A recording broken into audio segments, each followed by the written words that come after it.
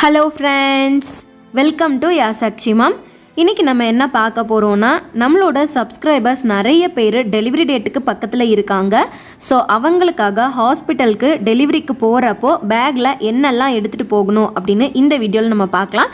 சேனலை சப்ஸ்கிரைப் பண்ணலைன்னா சப்ஸ்கிரைப் பண்ணி பக்கத்தில் இருக்க பெல் ஐக்கானையும் கிளிக் பண்ணி ஆல் கொடுத்துக்கோங்க. அப்போ தான் நான் போடுற useful pregnancy tips and videos உங்களுக்கு நோட்டிஃபிகேஷனாக வரும். நீங்கள் தவறாமல் ஒவ்வொரு வீடியோவும் பார்க்க முடியும். ஃபர்ஸ்ட் நீங்கள் டெலிவரி பேக் பண்ணுறதுக்கு முன்னாடியே ஒரு தடவை நீங்கள் ப்ரைவேட்டில் செக்கப்புக்கு போய்கிட்டு இருக்கீங்க அப்படின்னு சொன்னால் அங்கே சில ஃபெசிலிட்டிஸ் ப்ரொவைட் பண்ணுவாங்க.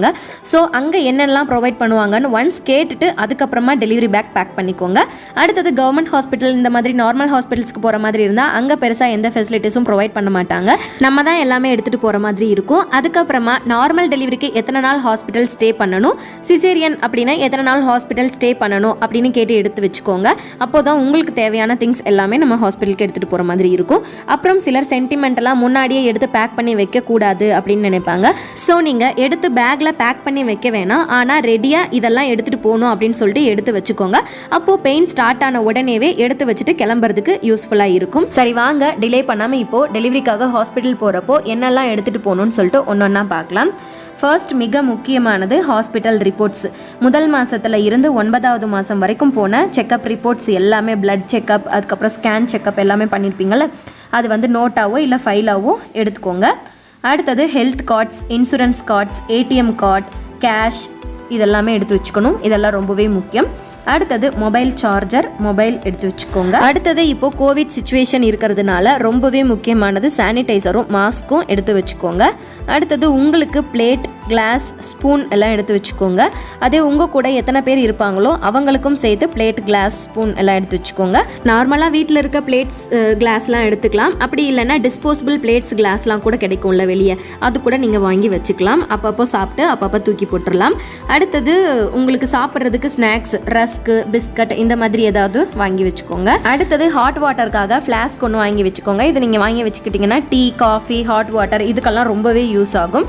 அடுத்தது ஒரு நோட் அண்ட் பென் எடுத்து வச்சுக்கோங்க. இது எதுக்காகன்னு பார்த்தீங்கன்னா நம்ம டாக்டர்கிட்ட கேட்க வேண்டிய டவுட்ஸ் டாக்டர் வர்றப்போ, அதாவது சில நேரம் மட்டும்தான் டாக்டர்ஸ் வந்து ரவுண்ட்ஸ் வருவாங்க, மார்னிங், ஆஃப்டர்நூன், ஈவினிங் இந்த மாதிரி டைமில் நம்ம கேட்கணும்னு நினைப்போம். ஆனால் அவங்க வர்றப்போ நம்ம மறந்துடுவோம். டாக்டரும் ஹரிபரியாக வந்துட்டு போயிடுவார். ஸோ அதனால் நம்ம என்ன கேட்கணும்னு நினைக்கிறோமோ அப்பப்போ டவுட்ஸ் வர்றப்போ அந்த நோட்டில் நோட் பண்ணி வச்சுக்கிட்டோம் அப்படின்னு சொன்னோம்னா நம்ம டாக்டர் வர்றப்போ கேட்கறதுக்கு ரொம்பவே யூஸ்ஃபுல்லாக இருக்கும். அடுத்தது உங்களுக்கு பர்சனல் திங்ஸ், அதாவது sanitary pads, soap, sticker, hair band, paste, brush, சீப்பு, பவுடர், பாத்ரூம் ஸ்லிப்பர்ஸ் இதெல்லாமே உங்களுக்கு ரொம்பவே முக்கியமானது. ஸோ இதெல்லாம் எடுத்து வச்சுக்கோங்க.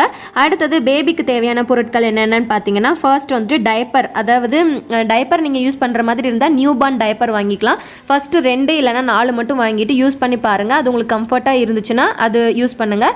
அப்படி இல்லை எனக்கு டைப்பர்லாம் வேண்டாம், குழந்தைக்கு வந்து டைப்பர் யூஸ் பண்ண வேண்டாம் அப்படின்னு நீங்கள் நினச்சிங்கன்னா காட்டன் வேஷ்டி, சாரீ எல்லாம் இருந்துச்சுன்னா அதை வந்து நீங்கள் கட் பண்ணி பேபிக்கு யூஸ் பண்ணிக்கலாம். அடுத்தது பேபிக்கு பவுடர், சப்போஸ் ஹாஸ்பிட்டலில் வந்துட்டு பொட்டு வைக்கிறதுக்குலாம் அலோவ் பண்ணாங்கன்னா மை பொட்டு ஒன்று எடுத்து வச்சுக்கோங்க. அடுத்தது பேபிக்கு ட்ரெஸ் வந்துட்டு 1 இல்லைனா 2 மட்டும் சின்ன சைஸ் வந்து எடுத்து வச்சுக்கோங்க. இல்லைனா ஹாஸ்பிட்டலுக்கு வெளியவே கிடைக்கும், நீங்கள் அங்கே போயிட்டு கூட வாங்கிக்கலாம். பேபி பிறந்ததுக்கு அப்புறமா ஃபஸ்ட்டு வந்துட்டு 1 இல்லைனா 2 வாங்கி போட்டு பாருங்கள். 10 இது வந்து கம்ஃபர்ட்டாக இருக்குது அப்படிங்கிறப்ப மட்டும் இன்னும் தேவையான குவான்டிட்டி நீங்கள் வாங்கி வச்சுக்கலாம். அடுத்தது சங்கு எடுத்து வச்சுக்கோங்க. பேபிக்கு உங்கள்கிட்ட பால் அப்போதைக்கு வராமல் இருந்தாலும் டெலிவரி ஆன உடனேவே சிலருக்கு பால் வராது. ஒரு 12 ஹவர்ஸ்லேருந்து 24 ஹவர்ஸ் வரைக்கும் இருக்கும். ஸோ அந்த டைமில் வந்துட்டு பேபிக்கு பால் கொடுக்கறதுக்கு வந்துட்டு நமக்கு சங்கு ரொம்பவே இம்பார்ட்டண்ட். ஃபீடிங் பாட்டில் வாங்கலாம், ஆனால் ஃபீடிங் பாட்டிலில் ஒரு டைம் வந்துட்டு குடிச்சு பழகிட்டாங்க அப்படின்னு சொன்னால் அதை வந்து நம்ம மாற்றுறது கஷ்டம். அதே மாதிரி ஃபஸ்ட்டு டைம் வந்துட்டு டெலிவரி ஆன பொண்ணுங்களுக்கு வந்து பால் வந்துட்டு உடனேவே நிறைய வராது, கொஞ்சம் கொஞ்சமாக தான் வரும். அந்த டைமில் வந்து ஃபீடிங் பாட்டில் நம்ம கொடுத்து பழகிட்டோம் அப்படின்னா ஃபீடிங் பாட்டிலில் நிறைய வரும், உங்ககிட்ட கம்மியாக வருது அப்படிங்கிறப்போ வந்து குழந்தை உங்ககிட்ட குடிக்க மாட்டாங்க. ஸோ ஃபீடிங் பாட்டிலை விட சங்கு தான் பெஸ்ட். சங்கு வந்து எடுத்து வச்சுக்கோங்க. அடுத்தது பேபியை வெதுவெதுப்பாக வச்சுக்கிறதுக்காக ட்ரெஸ், மஃப்ளர், கைக்கு போடுற சாக்ஸ், காலுக்கு போடுற சாக்ஸ் எல்லாமே எடுத்து வச்சுக்கோங்க. பேபிக்கு டவல் எல்லாம் நல்லா வெதுவெதுப்பாக இருக்கிற மாதிரி, நல்லா புசுன்னு இருக்கிற மாதிரியான டவல் வாங்கி வச்சுக்கோங்க. அடுத்தது உங்களுக்கு வந்துட்டு ஃபீடிங் நைட்டிஸ் எடுத்து வச்சுக்கோங்க. ஃபீடிங் நைட்டிஸ் வந்து எப்படி வாங்கணும்னு பார்த்தீங்கன்னா, மேக்ஸிமம் வந்துட்டு மேலேருந்து கீழே ஓப்பன் பண்ணுற மாதிரி ஜிப் வாங்கிக்கோங்க. சைடில் ஓப்பன் பண்ணுற மாதிரி ஜிப் இருந்துச்சு அப்படின்னு சொன்னால் அது வந்து பேபியை சில சமயங்களில் குத்துற மாதிரி இருக்கும். அதுக்கப்புறமா அதெல்லாம் சைஸ் வந்துட்டு பார்த்து வாங்கிக்கணும்.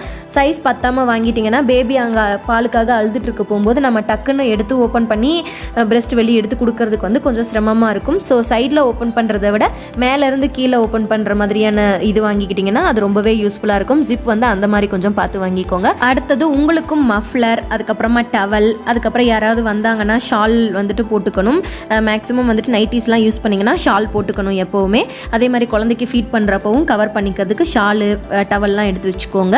அடுத்தது பேபியை படுக்க வைக்கிறதுக்கு நல்லா மெதுன்னு இருக்கிறதுக்கு ஓல்டு காட்டன் கிளாத்ஸ், அப்படி இல்லைன்னா உங்களோட பழைய காட்டன் நைட்டிஸ் இருந்துச்சுன்னா அதையும் வாஷ் பண்ணி எடுத்துக்கலாம். அப்படியும் இல்லைன்னா சின்ன பெட்டு கடையில் கிடைக்கும், அது மாதிரி வாங்கி எடுத்துக்கலாம். பேபி வந்து ரொம்ப குட்டியாக இருக்கிறனால இதெல்லாம் வச்சு பேபியை சுற்றி கவர் பண்ணி நம்ம தூக்கிக்கலாம். ரொம்பவே யூஸ்ஃபுல்லாக இருக்கும். அடுத்தது நீங்கள் யூஸ் பண்ணின கிளாத்ஸ் எல்லாம் போட்டுக்கிறதுக்கு ஒரு பேக் எடுத்துக்கோங்க. சில ஹாஸ்பிட்டலில் துவைக்கிறதுக்கு ஃபெசிலிட்டிஸ் இருக்கும். சில ஆயாலாம் இருப்பாங்கல்ல, அவங்களும் துவைச்சு கொடுப்பாங்க.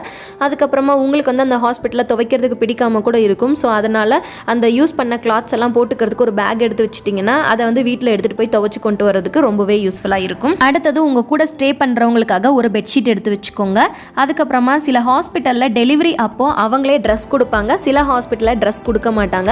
அப்போது நீங்கள் உங்களோட பழைய நைட்டிஸ் ஏதாவது இருந்துச்சுன்னா அதை போட்டுக்கோங்க. அதுக்கப்புறமா டெலிவரி டைமில் வந்துட்டு க்ளீன் பண்ணுறதுக்காக கவர்மெண்ட் ஹாஸ்பிட்டலில் எல்லாம் காட்டன் கிளாத்ஸ் கேட்பாங்க. அதுக்காக ஒரு 3 saree அளவுக்கு கிளாத்ஸ் வந்து நிறைய எடுத்து வச்சுக்கோங்க. அதுக்கப்புறமா பேபிக்காகவும் காட்டன் கிளாத்ஸ் வந்து நிறைய எடுத்து வச்சுக்கோங்க. கூடவே இன்னர் வேர், அதாவது பேண்டீஸ், ஃபீடிங் ப்ராஸ், அதுக்கப்புறம் இன்ஸ்கர்ட் இதெல்லாமே எடுத்து வச்சுக்கோங்க. கோகோனட் ஆயிலும் எடுத்து வச்சுக்கோங்க. இவ்வளோ தான் ஃப்ரெண்ட்ஸ் டெலிவரிக்காக நீங்கள் ஹாஸ்பிட்டலுக்கு போகிறப்போ எடுத்துக்க வேண்டிய முக்கியமான பொருட்கள். இன்னும் ஏதாவது பொருட்கள் உங்களுக்கு தேவை அப்படின்னு நினச்சிங்கன்னா எல்லாமே கம்மியான அளவுக்கு வாங்கி வச்சுக்கோங்க. அதிகமாக வாங்கி வச்சுட்டு வேஸ்ட் பண்ணாதீங்க. இந்த வீடியோ உங்களுக்கு ரொம்பவே யூஸ்ஃபுல்லாக இருக்கும்னு நம்புறேன். இந்த வீடியோ உங்களுக்கு பிடிச்சிருந்துச்சுன்னா ஒரு லைக் பண்ணுங்கள், தேவைப்படுறவங்களுக்கு ஷேர் பண்ணுங்கள். மறக்காமல் யாஸ் அக்ஷி மாம் சேனலை சப்ஸ்கிரைப் பண்ணி வச்சுக்கோங்க. மேலும் இது போன்ற யூஸ்ஃபுல் ப்ரெக்னன்சி டிப்ஸ் அண்ட் வீடியோஸ்க்காக தேங்க்யூ. தேங்க்ஸ் ஃபார் வாட்சிங். பை.